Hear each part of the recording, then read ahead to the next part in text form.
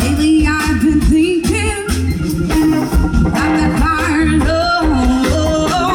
I keep it burning out here on my own. Baby, don't you worry, I'll be home till dawn.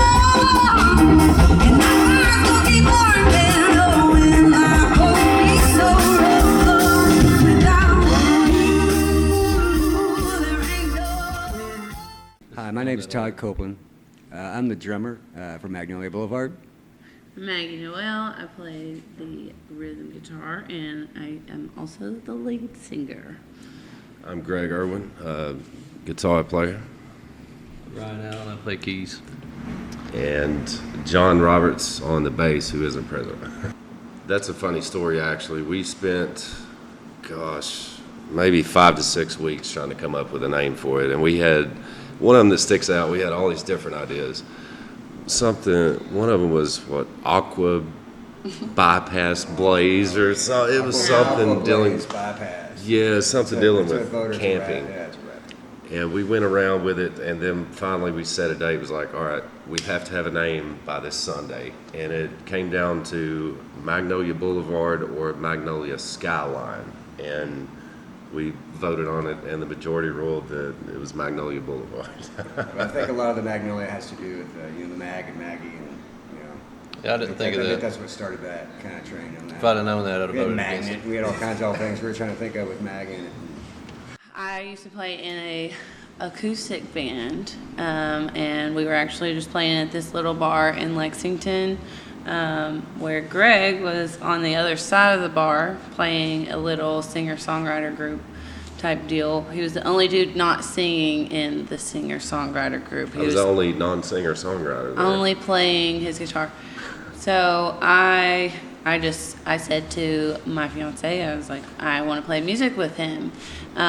So I knew Todd, being the awesome drummer he was, I'm like, hey, I really, really think that we should start a band with this Greg Irwin guy. You asked me if I knew him, and I said, yeah, I know him, because we had played at it was a snowstorm, and the National Act couldn't make the bar that, we usually play.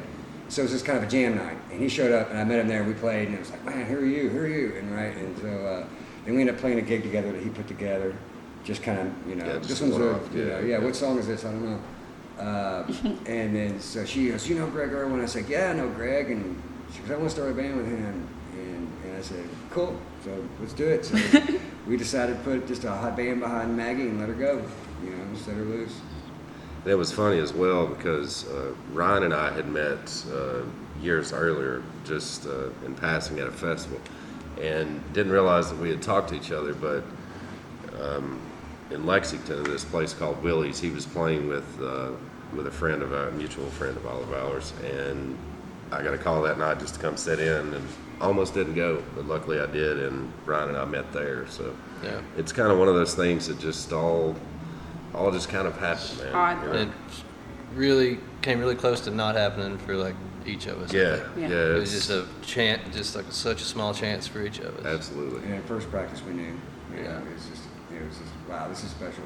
And actually, something really cool, that show Todd was talking about, that the first time Todd and I met each other, he was finished setting his drums up, and I was finished setting my amp up. We, both of us were the first one finished setting up. And Todd looked at me and said, play something.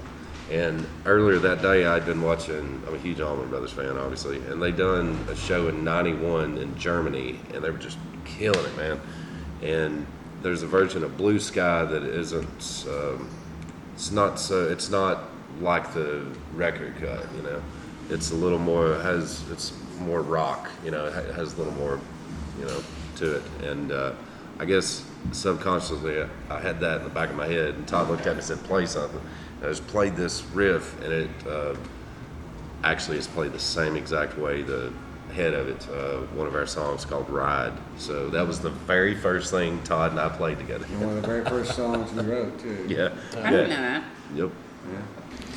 For me personally, it's how easily we can put something together collectively.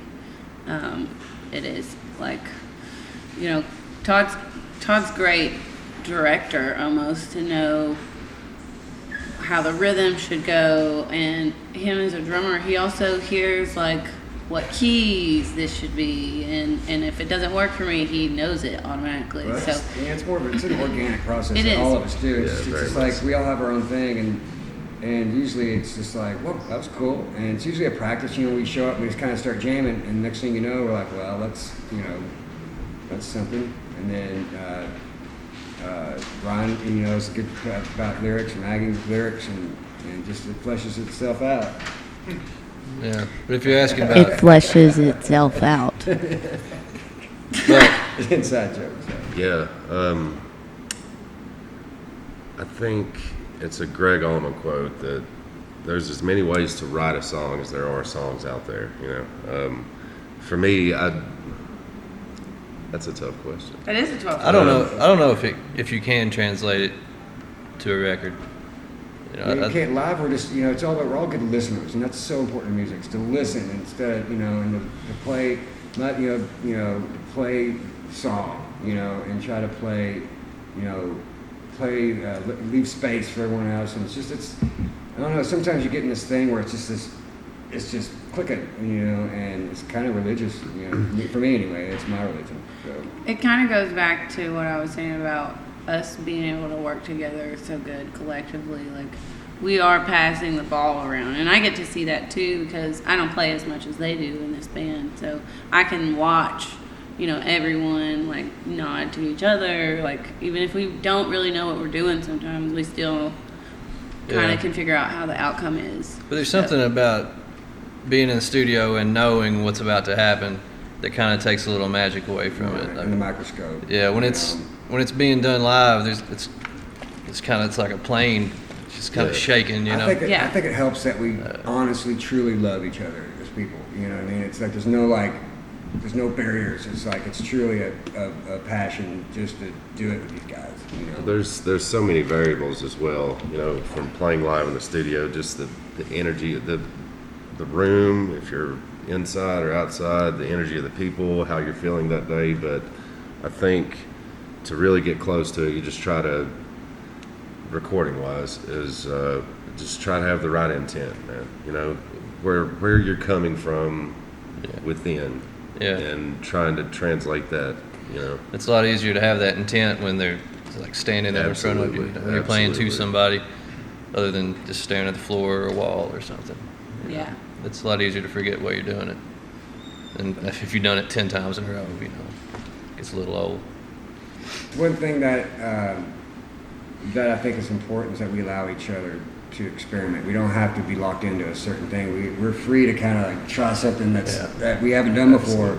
And if everyone's listening, they're all doing. You know, they always say if you do something cool, do it twice. You know, and then the other people do it.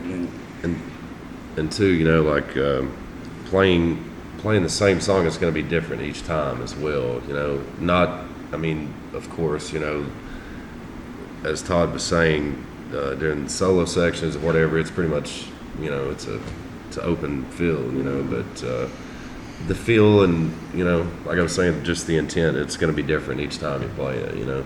Just try to put love into it, and we're getting to play music, so I mean, what could be any better than that, man, you know?